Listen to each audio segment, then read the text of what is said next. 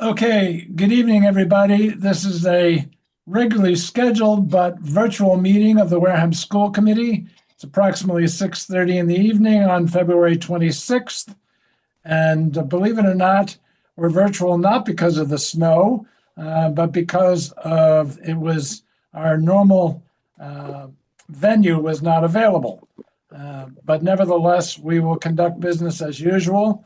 And we have four members present. As I said, April Rossi has an injury and will not be able to join us. Before we begin the regular meeting, I want to express my sorrow at the loss of a wonderful member of the Wareham community, Cliff Sylvia. If anybody listening does not know Cliff Sylvia, he was a very long time member of the Wareham School Committee, but more importantly, he was a teacher at the high school and has been an active member of the community since he left the school committee. And for those of you who know the DECA program at the high school, that is his baby. And tremendous number of students, and now citizens, I'm sure, tremendous number of students have benefited from that program. And not only did it leave a wonderful legacy, but his daughter Cindy took over as the head of that program for years.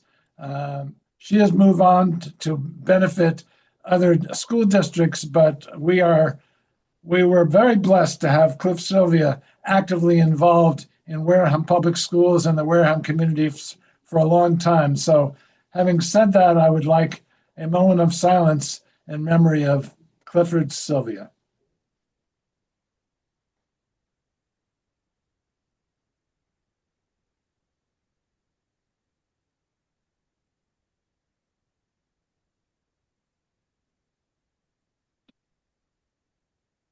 Thank you.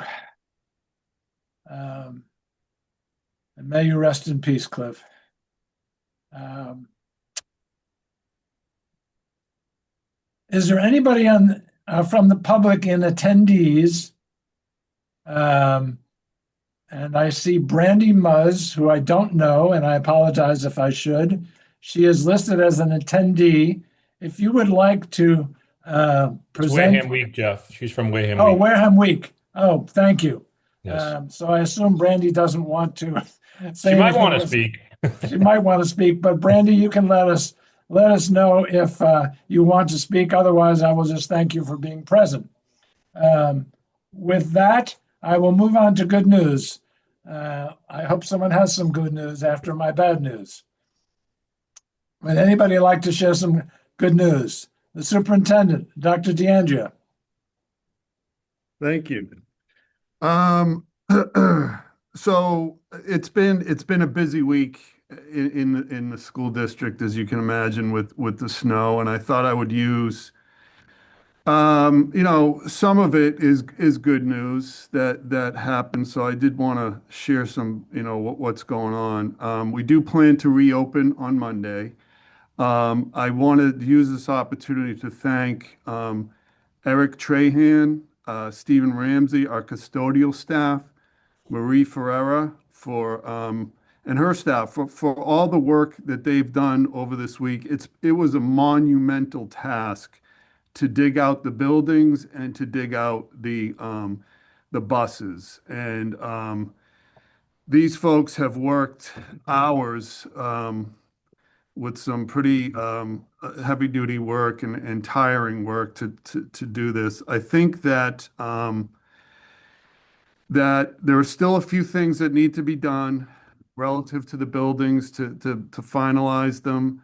Um, we still have some wires down next to the high school that need to be cleaned up and the final touch is done. But everyone has done a terrific job, and I'm confident we'll be good to go on Monday morning. The town has been a tremendous support. I know that they had a lot of pressure on them to get these roads cleared for safety reasons, and they've done a great job.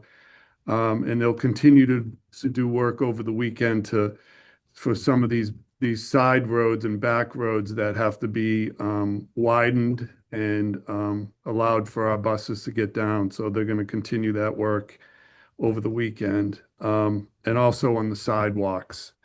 So I appreciate the work that everyone has done, our admin team, and thank you to them, for the work they've done and to allow us to be open on Monday. And I also wanted to add that our families have gone a couple weeks now without food from the schools because of the snow and also because of February vacation. Tomorrow, we are going to be passing out food at the Woods of Wareham from 10:15 to 10:45, at Brandy Hill from 11 to 11:30, and then at the parking lot next to the old Hammond School in Onset from 12 to 12:30. It is going to be one bag of food per child.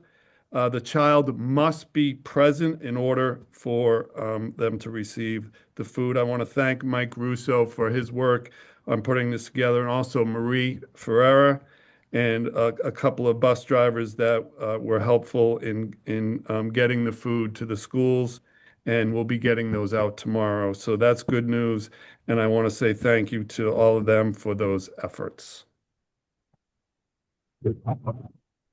That's it. Rather important information, and kudos to the staff that made it even possible to get this far and to reopen on Monday. Any questions for the superintendent?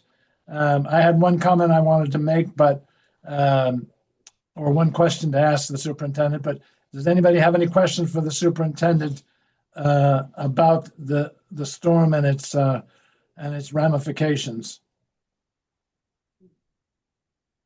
I have already been asked, and I just wanted to confirm what I think we talked about, Dr. DeAndrea, that we have now used, or as of tomorrow, we will have used 7 snow days. And I want to let everybody know that that's actually 5 more than we anticipated.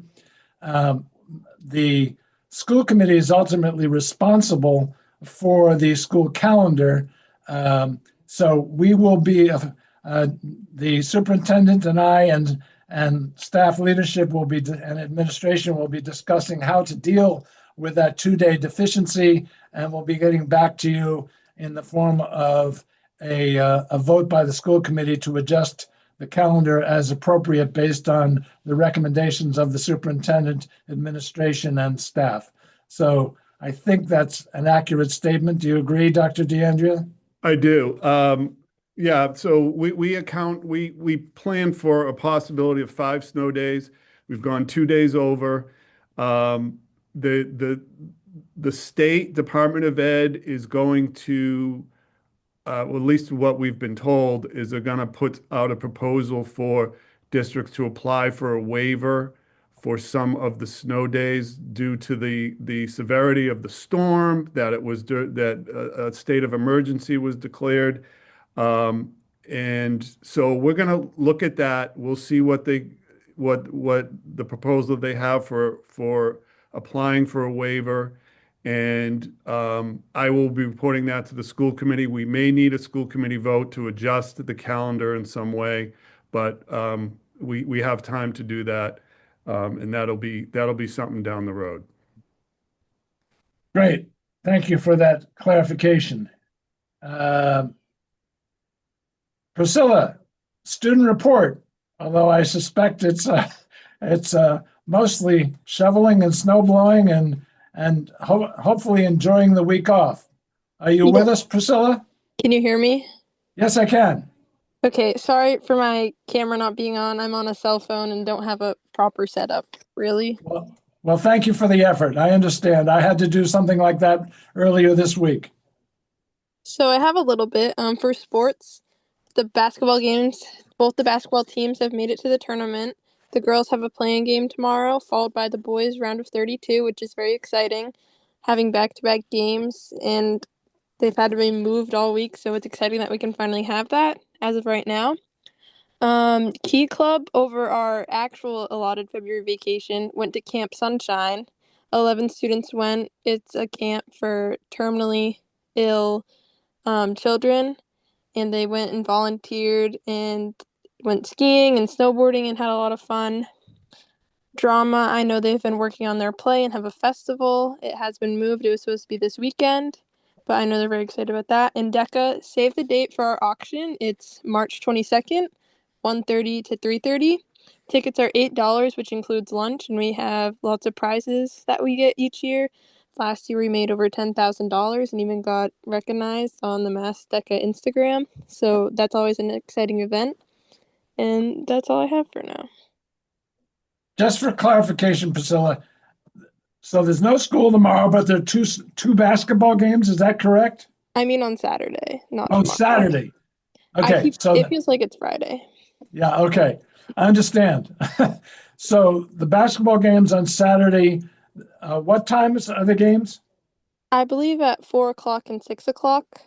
I'm as of right now, that's when it's happening, but they keep getting moved. It's still fluid at this time, Mr. Sweat. We're still trying to make proper decisions on when it's going to Okay. be played and what time. It's still to be determined.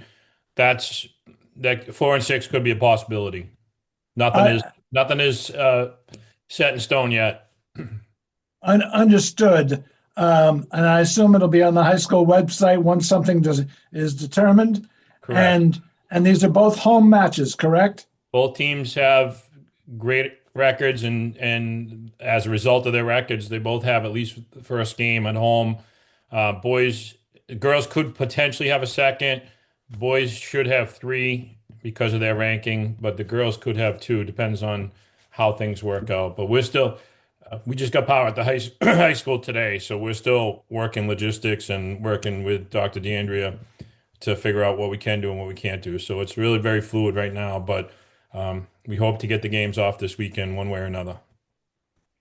Thank you. I appreciate it, and that's great achievement by both teams.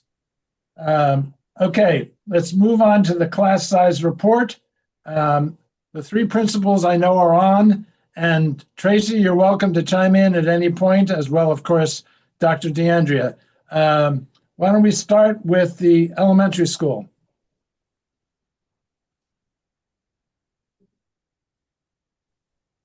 Do you have the forms, the class sizes in front of you? Do you have the list in front of you? I can't speak for everybody else, but I do, yes. Okay. So for preschool, currently our estimates for 20, are you looking for the 2020, 26, 27 or current? I think both would be interesting. Okay. So for preschool, I'm sorry, kindergarten, we have 177 students with 9 sections. Currently, this year is 20 students. We anticipate approximately 177 for the upcoming school year, which would again give us a class size of 20. For grade 1, since every grade bumps up, we'd have 177 students for we anticipate we have 177 students, I'm sorry, for 25, 26, 9 sections. Gives us with a projection for 26, 27 is 177 again. Again, giving us class size for 20 students per per class. Grade 2, again we have 169 students currently and 8 sections with 21 students. We project for 26, 27, 177 students with a grade with class size average of 22. For grade 3, we have 153 students currently with 8 sections, the average of 19 students per class.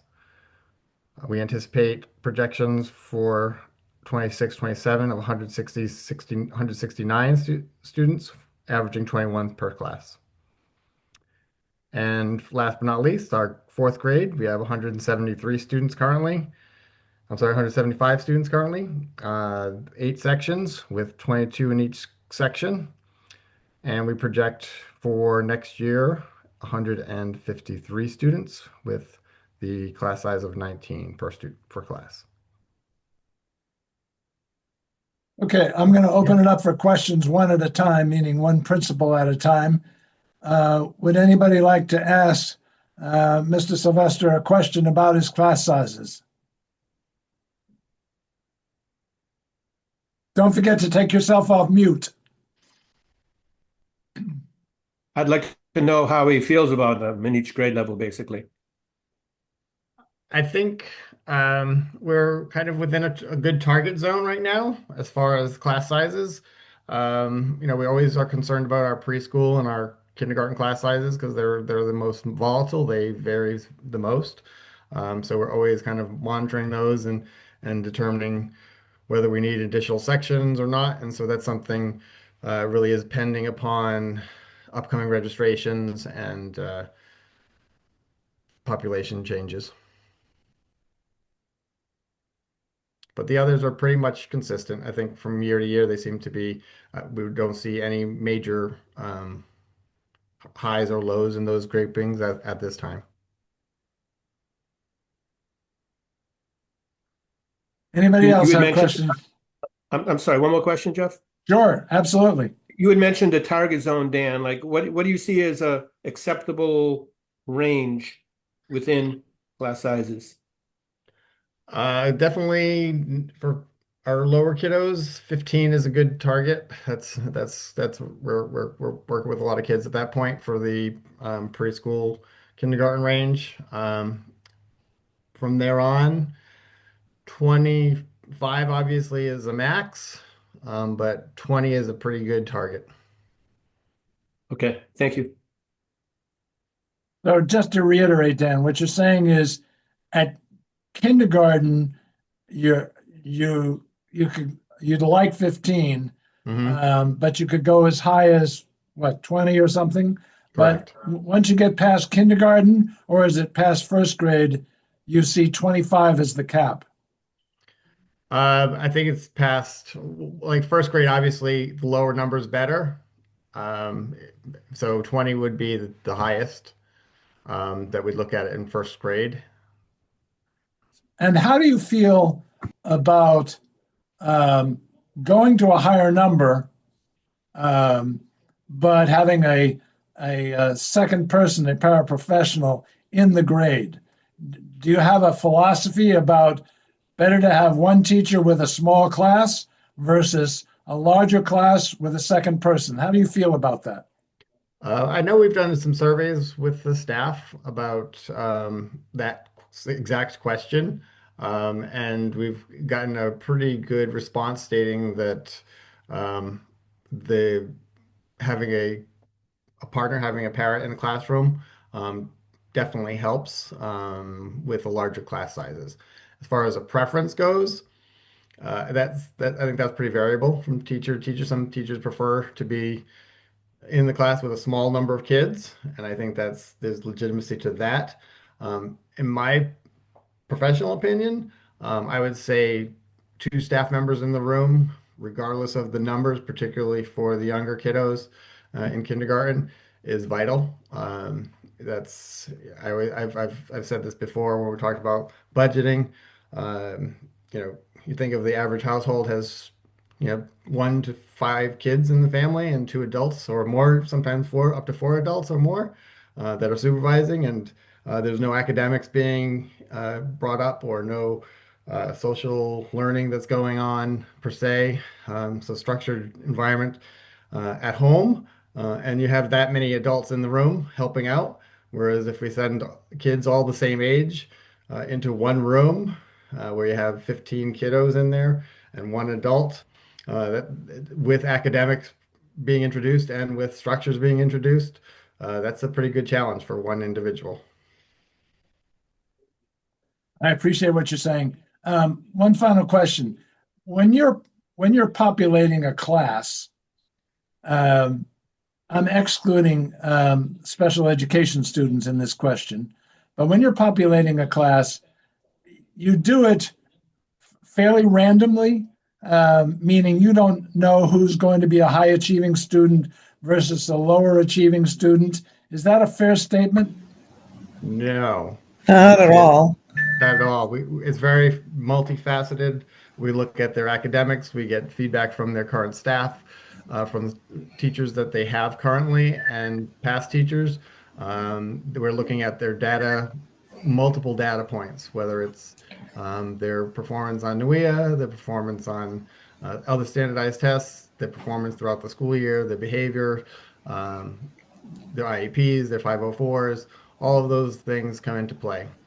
So that's interesting because that contradicts what I've heard from other people. But putting that aside, so even with a kindergartner, you've got enough information about that child so that you take that into account when you put a class together. Absolutely. We do Absolutely.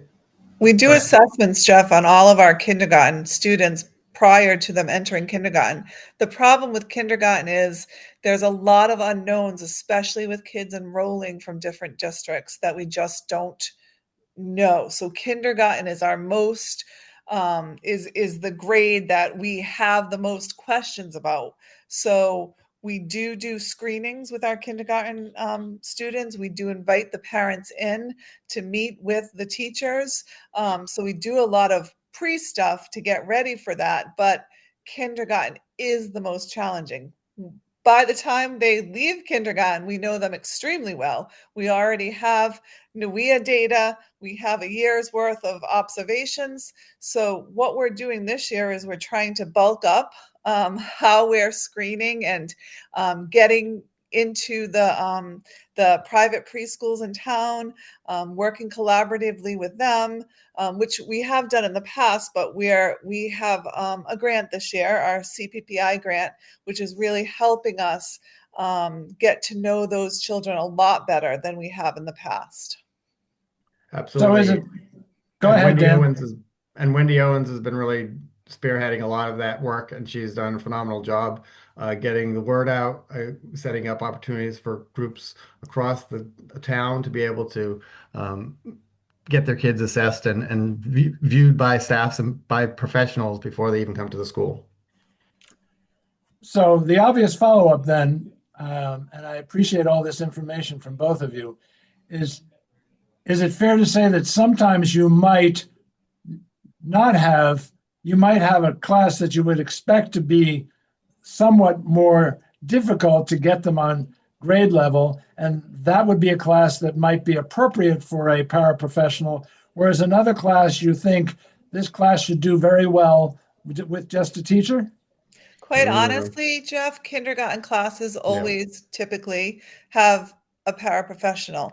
The reason for that is regardless if we're trying to have a heterogeneous group as much as possible, but they're 5-year-olds. They don't even know how, some of them, to use the bathroom on their own. They don't know how to sit in a seat. They don't know how to socially interact, but they certainly don't know how to read, write, do math, the majority of them. So it takes a lot to provide an experience that you can get to all of those children when you have a class of 20 of 20 of them in front of you. So yeah, it's the old verbiage of chasing cats is not an uncommon analogy to a kindergarten classroom. So there's a lot of action going on. The kids are at a variety of different levels. Every child comes in with their own experiences, and being one adult in front of all of those children, being able to introduce new concepts and make them feel acknowledged in the learning environment is a very challenging environment for one person. I hear you loud and clear. As I said, thank you very much for your educating this school committee member a little bit more than he was before. With that, I'll move on to Dr. Russo unless I generated any questions from anybody. Actually, I have a question, Jeff. Go ahead. So Dan, in the kindergarten, you said the ideal number is 15, but your numbers are 20. And I know that you recently posted for some paras in the kindergarten. So how will you use them? Will you use them all day long in 3 classes that need that extra support, or will you spread them to all the classes? How will you do that? Those pairs will be used strictly for kindergarten. They'll be split Mhm. between 2 classrooms. Okay. Okay. Thank you. Okay, Dr. Russo, please join us. Thank you, Dan. Good evening, school committee. I'm going to be reporting a course on the middle school. Currently, we have 421 students. In fifth grade, 142 students. We have 8 sections, so we currently have a class size of 18 for our fifth graders. Our sixth graders, we have 142 students with 7 sections, and we have an average of 20 students per class. And the same for our 7th grade. We have 137 students with 7 sections, and we have a class size average of 20. Our projected numbers are a little bit different. For next year, for 5th grade, we are projected to have 175 students. And with those 8 sections, we'll have a class size of 22. For our 6th grade, we are projected to have 142 students. Our class size would then remain as the same as this year at 20 per students per class. And our grade 7 will be 142 students again. And again, the class size projection with 7 sections is 20 students. Thank you, Dr. Russo. Any questions for Dr. Russo? Yes, Joyce. So you gave us the average class sizes. Thank you. And so in middle school, there is at some point they do start moving from class to class, right? So they might during the day they might be with a different group. I'm not sure exactly how you do it, but I guess my question is, how far from the average do the numbers go? You know, like say your average class size is 20. Are there some classes that have 25 and some that have 15? Is it that changeable, or they stay around that number? It doesn't alter that much. There is one period where we have pull-out support for our special education students, and they meet with a special education teacher at that time. And so that would not be 20 students. That's normally around 12 students for that 40-minute block that they have to receive the special pull-out services.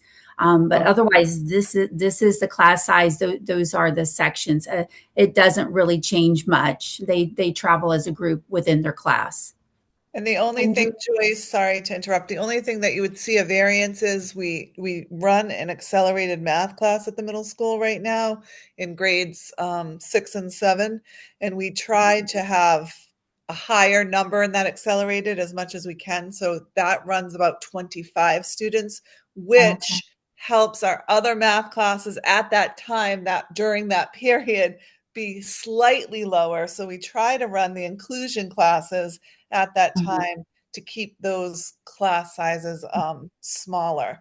But what Dr. Russo does is there's 7 sections in 6th and 7th grade. So there's 7 sections in specials. So there's not any extra classes. It's always 7 sections. It's just that the difference is just that accelerated class.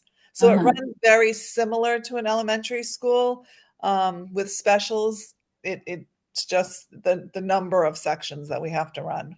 And there's no extras. There used to be extras, like we had a reading class and we had an extra math class. So some kids went to that. The middle school also used to have a foreign language class, but all of that has been taken away. Okay. All right. Thank you. Kevin? I just asked the same question I asked Dan. In terms of like a target range, what can you live with? Like what's ideal and what can you live with in terms of class sizes? That's a great question. Thank you for asking. When I consider the rigor of the academics that our middle school students are taking at this time, the ideal would be between 20 and 22 students in a classroom. I think any more than that, it would be very hard to provide those supports that we need. At 25 or more than that would be, to me, a drastic impact on the education that our students would be receiving. It would be hard for them, hard for that teacher. Thank you. So Dr. Russo, you have a wonderful background for this question because you can completely identify with Mr. Sylvester's comments, but you have a different challenge now. How would you describe the differences between Mr. Sylvester's challenge and your challenge, and particularly as it relates to developing classes and class size? Sure. The elementary school, in the early grade levels, we always say that students are learning to read. And then as they progress through the upper grades and into middle school, then they're reading to learn. So it changes just a little bit. With the younger grade levels, there are extra supports that are needed just to teach the daily routines and the rituals and, the expectations. But at the same point, that's the same thing that happens at the middle school, but our expectations are even higher. We require more reading. Our rigor is even greater. So that was how I would see the difference between the two. But your expectations for behavior, I assume, are much higher. Oh, absolutely. We have non-negotiables at the middle school, and we live those every day, and our students rise to the occasion. We have wonderful students at the middle school, and they meet those expectations for behavior. With the exception of special education classes, is the teacher always alone? Yes, I do not have any academic paraprofessionals in any of our classes. Our paraprofessionals are strictly support our special education students. Thank you. Any other questions for Dr. Russo?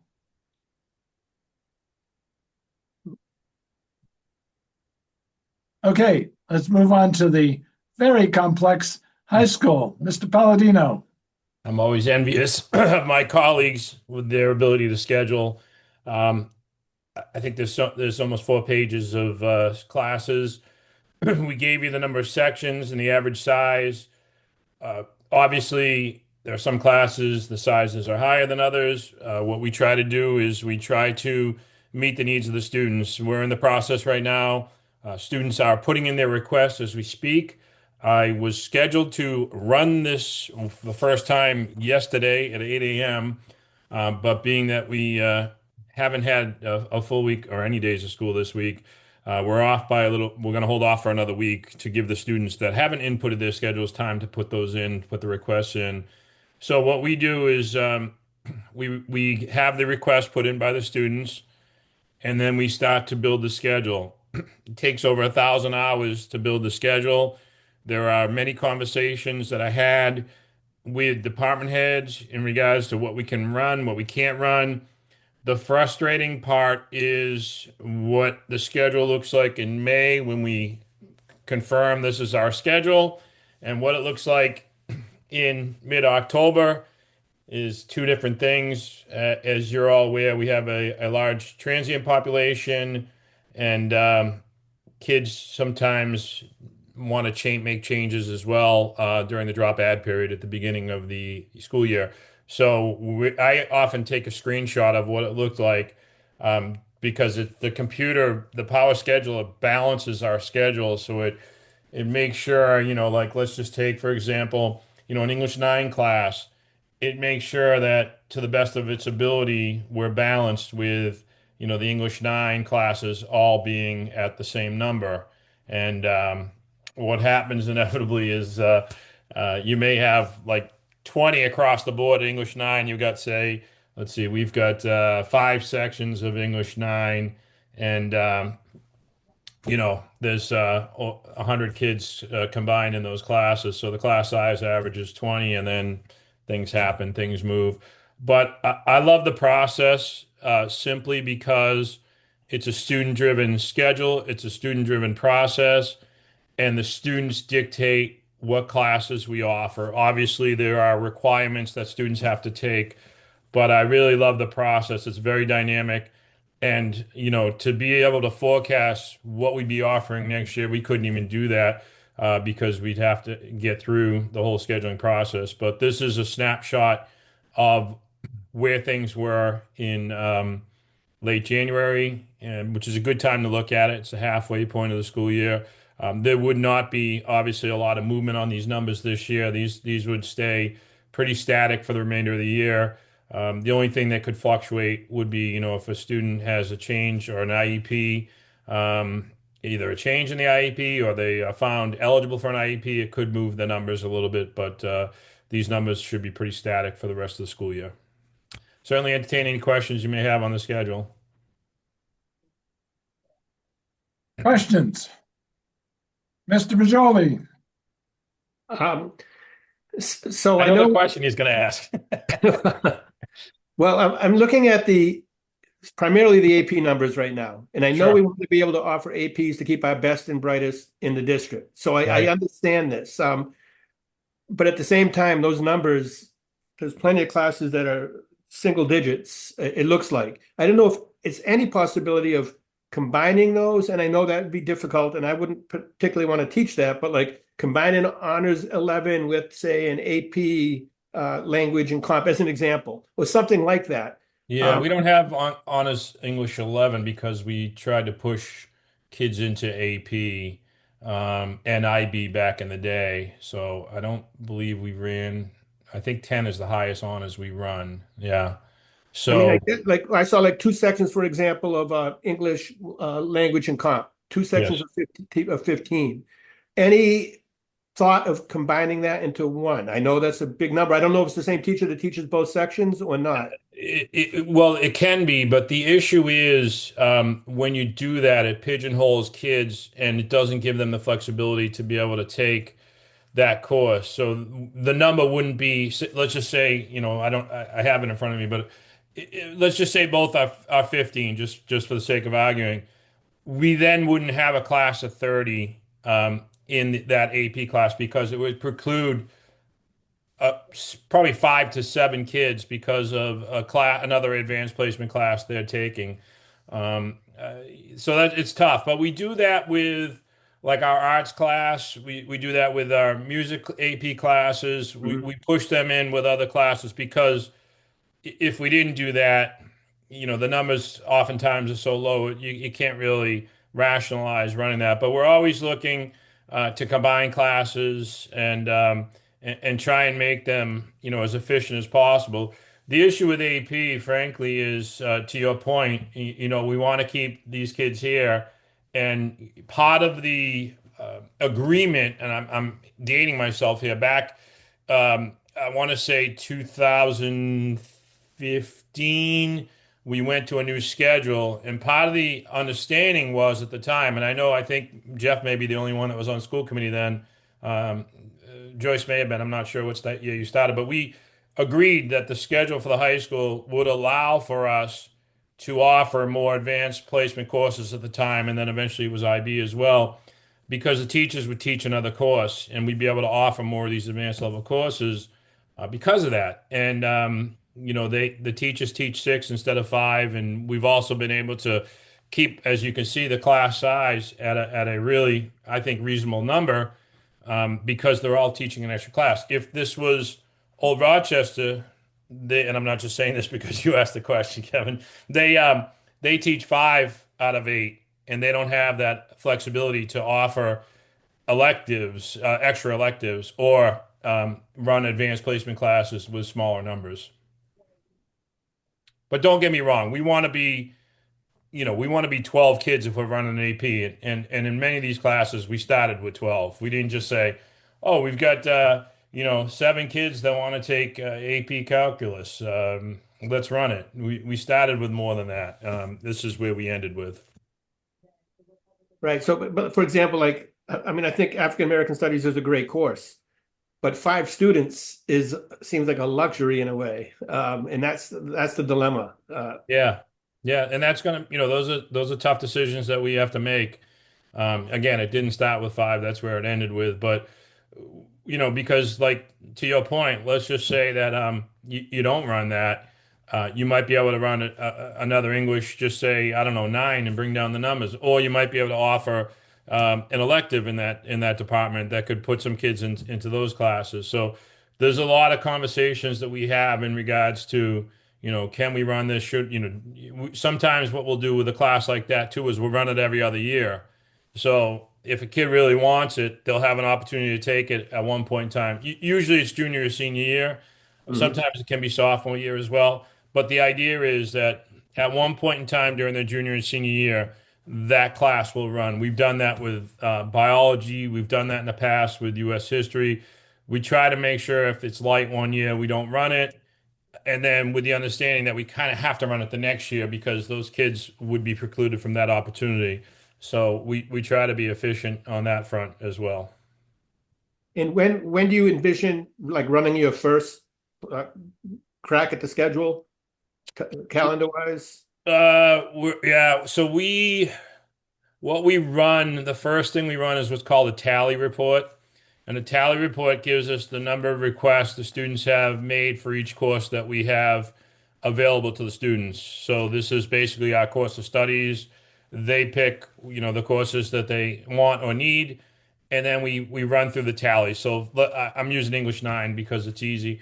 So we look at the number of English 9 classes, and let's just say for easy math, there's 100 students that are requesting English 9. Do we run 4 classes? Do we run 5 classes? Those are the conversations we have. Then once we know how many sections we're going to run, we start to build the schedule. And the schedule is built, again, based on the students, what they need to take. And it will actually put the teachers in the periods that it optimizes the number of kids we can get in there. So it actually, Power Scheduler actually builds it and tells us what period we should run it.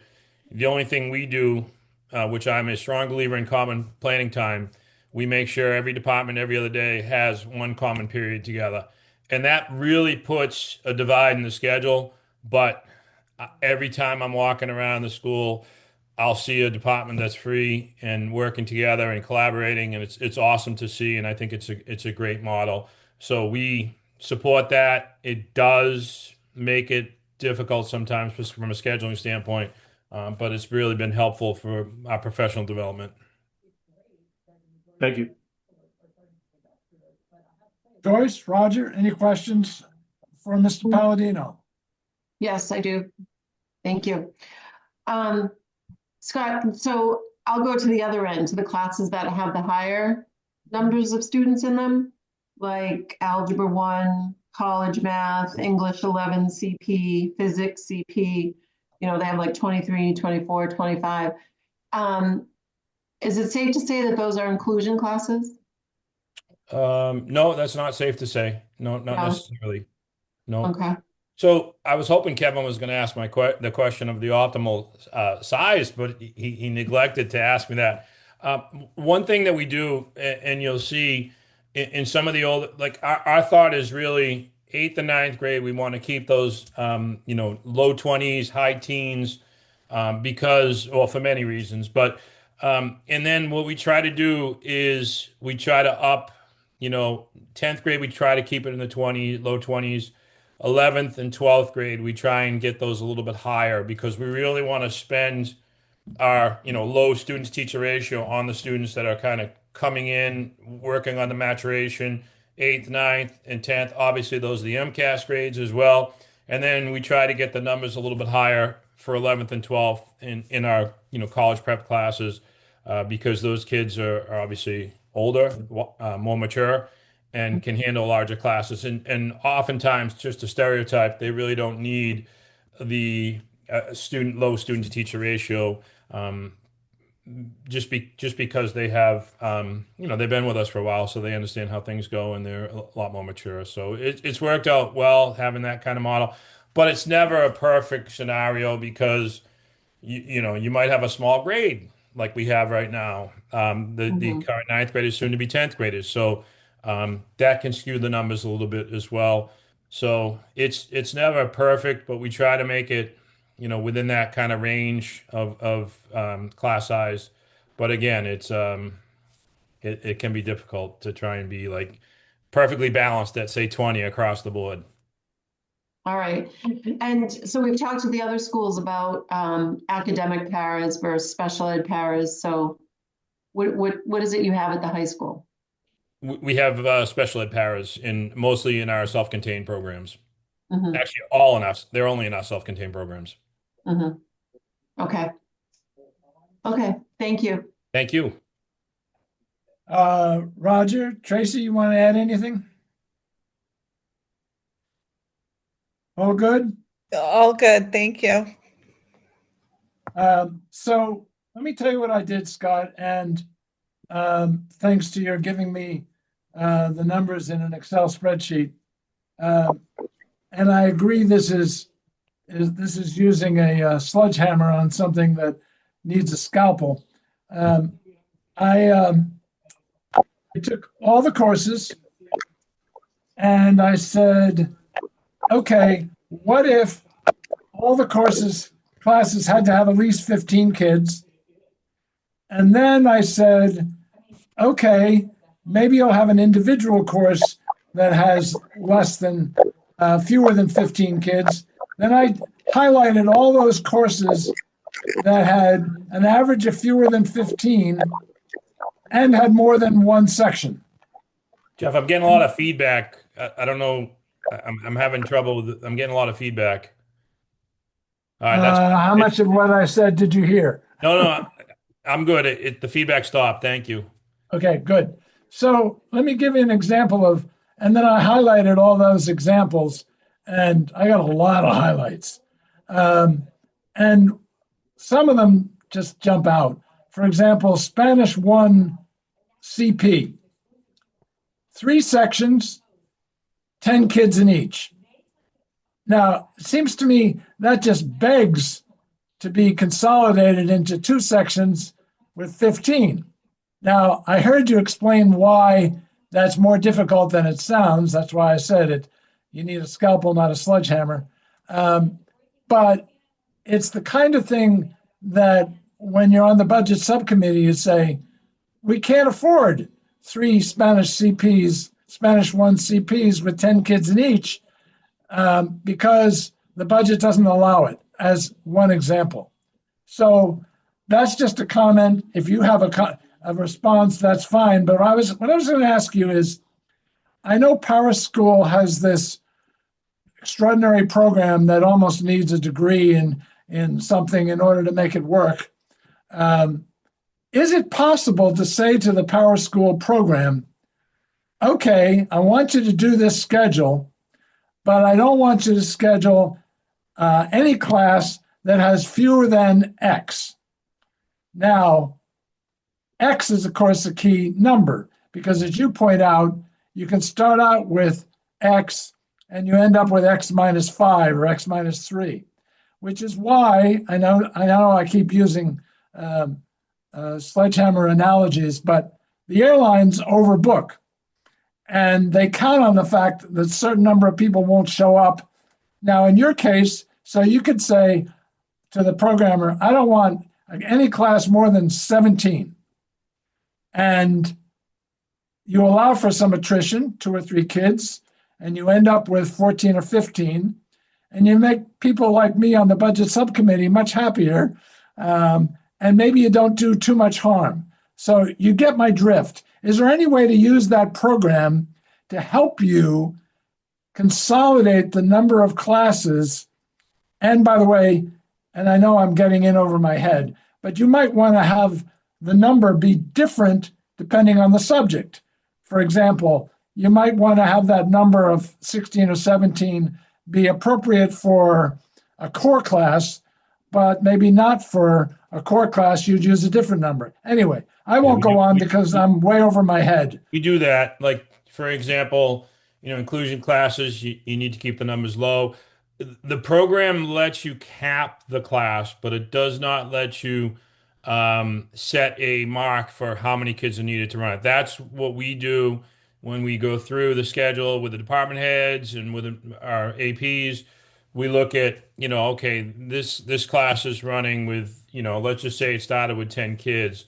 What can we do to consolidate that? And then we'll delete that section and we'll run the schedule again and see what it does with the numbers. Like, we literally we build the schedule probably about 50 times and we load it another 100 times. Once the schedule's built, we continue to kind of make some changes The build allows for the computer, which is way smarter than any one person, to maximize the periods based on the request.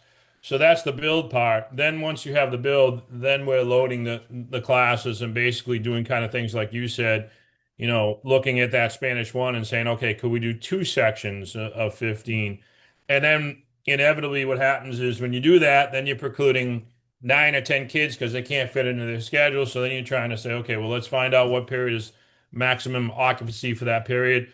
And it's funny when you said you almost need a degree in it. I was very fortunate enough. The district sent me to Power School University probably about 12 years ago because it is so involved and there is so much to it. But we're always, I can promise you, and we're always looking at as we're building this how to be optimal, how to make sure we're getting the most number of students in the seats in the classroom.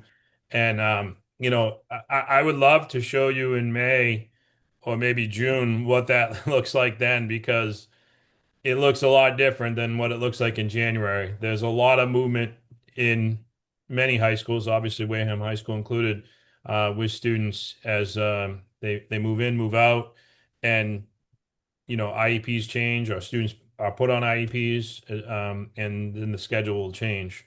So there's a lot to it. It's pretty dynamic.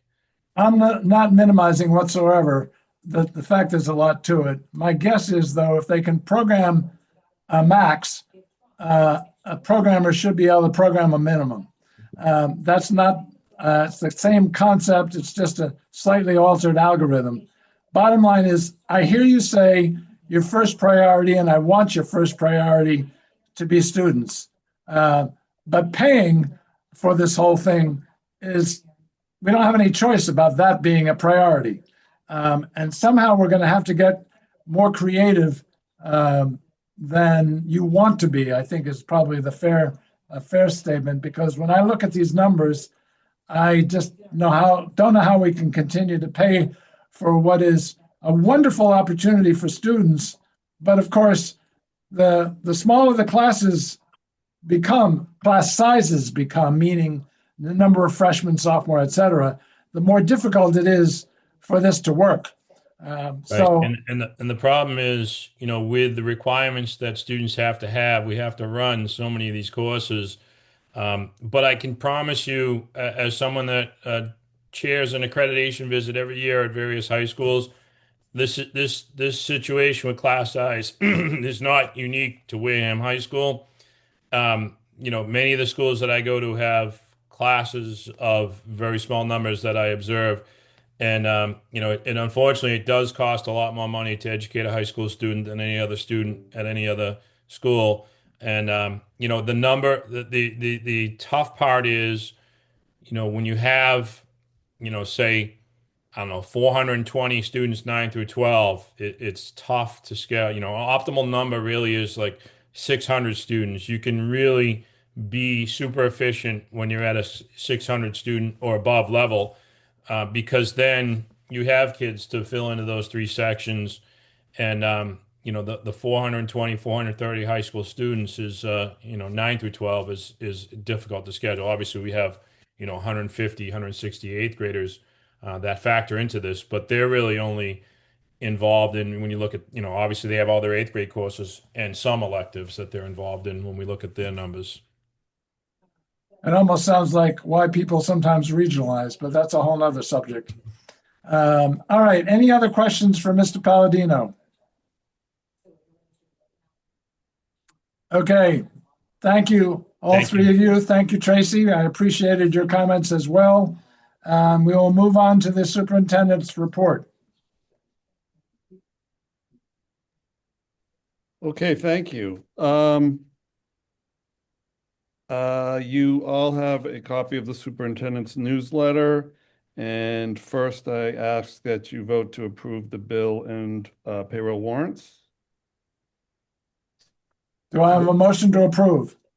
So moved. Second? We have a motion and a second. Any discussion? All those in favor? Aye. Aye. All those opposed? Abstain? Abstain. Thank you, Roger. 301. Thank you. I have a couple of gifts that I would I would ask that you consider accepting. One of them first is an autographed hockey puck that is donated by Mr. and Mrs. Nyman to be part of the raffle for the Wareham, England fundraising efforts. I don't know who autographed the puck, I was going to say, but I love Mary, and if she wants to autograph them, that's great. But not everybody may be as big a fan of Mary as I am. so I ask that you vote to accept the puck, the autographed puck.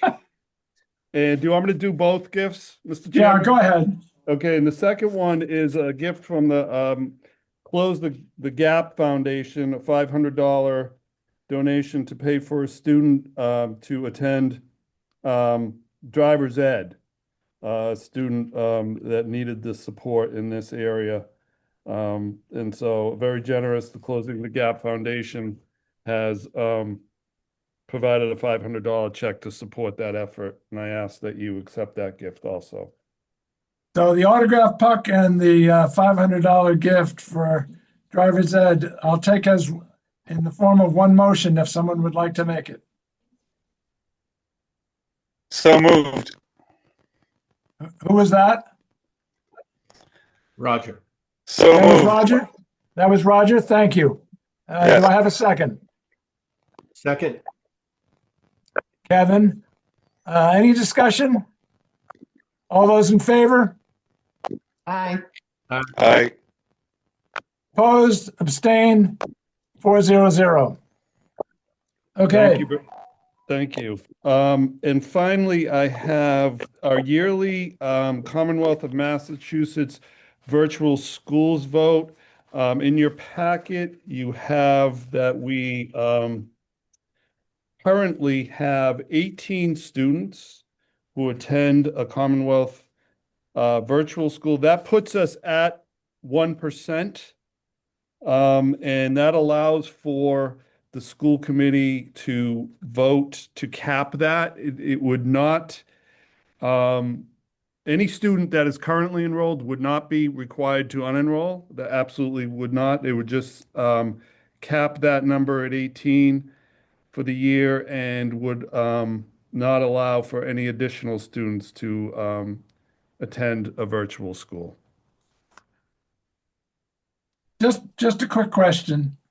The amount that I read was, I don't remember exactly, 13, 14,000, something like that.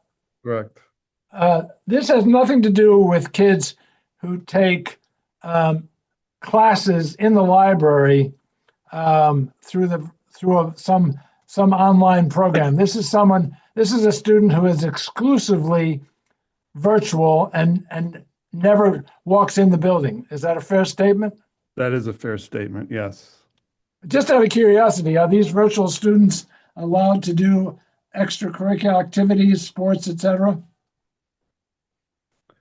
I do not believe they are. I think once you enroll in a virtual school, you've enrolled in another school district. Interesting. So, Scott's nodding his it's head. not in the same agreement. as a home school. No. Yeah, Okay. to Matt's point, it's just No, as if they he's transferred to another correct. school. Yeah. They've transferred out of Wareham Public Schools Correct. into that school. Okay, so the vote would be whether we want up to 1% of our total school population allowed to enroll in a virtual district. Is that a fair summary? Yes, Matt? sir. Yes, sir. Okay. And right now we have about 1%. Correct. Okay. Any further discussion? Any comments or questions? Hearing none. Dr. DeAndrea, do you have an opinion? Yeah, I think we should cap it. I would support a yes vote on this, vote. In theory, we could theoretically vote on, I'm not suggesting it, but this is a 1% is in fact essentially your recommendation, and you could be recommending 2%. Yeah, I mean, if you don't vote it, you could allow for more students to enroll. I understand. Yeah. That seems almost self-destructive for Wareham Public Schools. Okay, so we have the superintendent's recommendation that we continue with the 1%. We have 18 students who will benefit from this, but none of them will be excluded. It's just future students who theoretically might bring us over the 1%. I will take a motion to approve if anybody is so inclined. So move to approve at the 1%. Do I have a second? Second. Joyce is a second. Second. Roger, did you have a question? No, I was just trying to get my thing unmuted. Oh, no worries. Say, to make Any the further minutes. discussion? Second it. All those in favor? Aye. Aye, 3, 4. I guess we don't have to say against or abstain. 4-0-0. Okay. Report of the school committee. April is not here with regard to the policy review committee. Does anybody else have any business they'd like to bring before the committee before I accept a motion to adjourn? All good? Mhm. Good. Get home safely, Kevin. Will do. Thank you. I'll take a wait. motion to adjourn. So moved. So moved. Do I have a second? Second. Second. We're adjourned, everybody. Have a safe night. Thank you. Thank you. Thank you.